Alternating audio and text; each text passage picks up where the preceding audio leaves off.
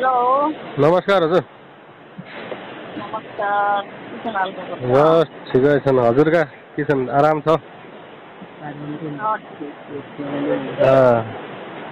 त्यो भाइको भल लिखित हो र? लिखितमा अलिक तयारी गरेर बस्दा मलाई लिखितमा केही लाग्दैन हो पछि नाम चाहिँ दिदीलाई पछि चेक गरिन्छ अहिले भोलि त केही दिन केही नै किन हो त्यही त कसरी नि त्यो त पहिलालाई त खोज्यो अहिले त कसरी नि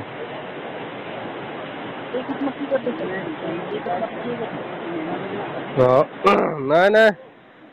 पहिला बरु यसो बरु आर्थिकको कुरो चाहिँ बरु आज गरिहाल्ने थियौँ होइन?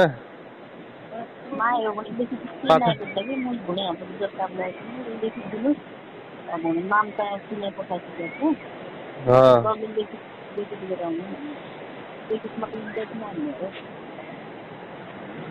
त्यो त हजुरले भनिदियो बरु एक पहली दिइरहेको थिएँ अब एक मै थपिदिन्थ्यौँ बरु भल पर्कीलाई एक हालिदिन्थ्यौँ भने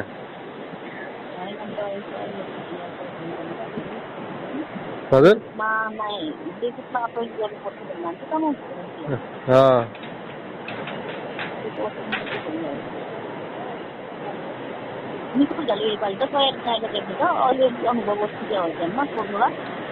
नेपाल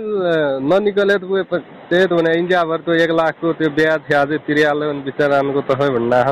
ननिकलेबाट त अप्ठ्यारो हो कि कति ब्याज भयो ऊ पाछा गाली दिने हुनु पाछा अब दिन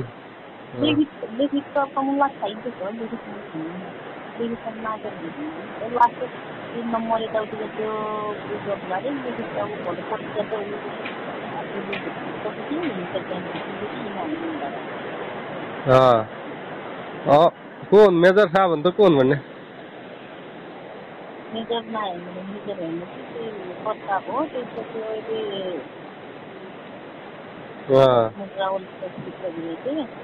हजुरको भेटघाट त हो नि सब ल त्यो केही सकिँदैन लेखितमा चाहिँ अलि राम्रो तयारी गर्नु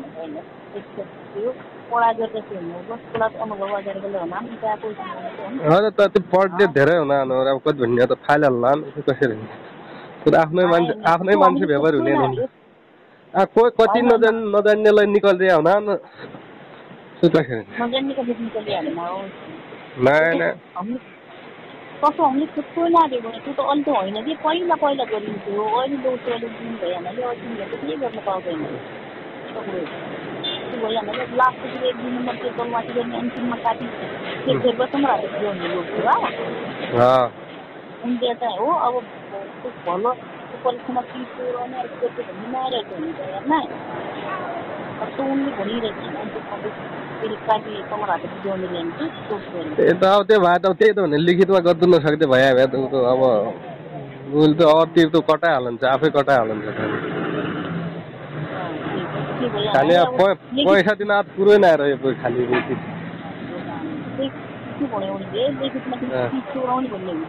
मैले त्यही भने अब लिखितमा हुनु नआइसक्दियो भने रे अब त्यो मैले खालि क्या दिउँ म 1-1.5 लाख रुपियाँ मेरो 1 लाख रुपियाँ अहिलेसम्म ब्याज तिरेर त फिर्ता गरिदियो भन्ने आएको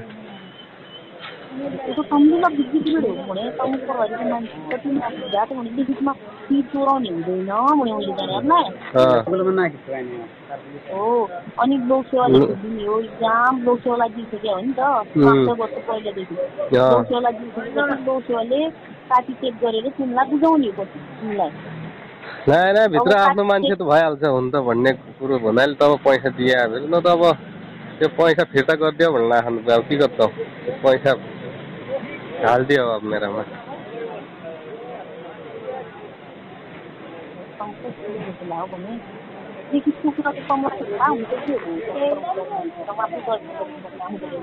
लिखित अब लिखित निकाल्नु अब उसलाई अप्ठ्यारो भयो त अब के गर्दै अब उसले नसक्दै सक्दिन भने त्यो त लोकसेवाले लिया हो नि त 4-5 वर्ष पहिलादेखि लोकसेवाले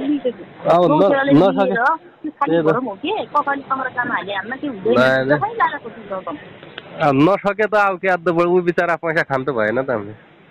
अब त्यसपछि त्यसले के अरे तपाईँलाई लोकसेवाले काट चेक गरेर तपाईँलाई हात दिने रहेछ लास्ट हो तैँमा चाहिँ त्यो विचार तलमाथि गर्दै हिँड्छ त्यो मैले भनिहाल्छु जम्मा नलेखेँ कसो पास गरेर बसिदिनु चाहिँ नालिदिनुले लेख्दै पढ्यो त्यो ननिकाले त अब उसले अहिले ननिकाले त पैसा त दिनु पडला त उठाइदिनु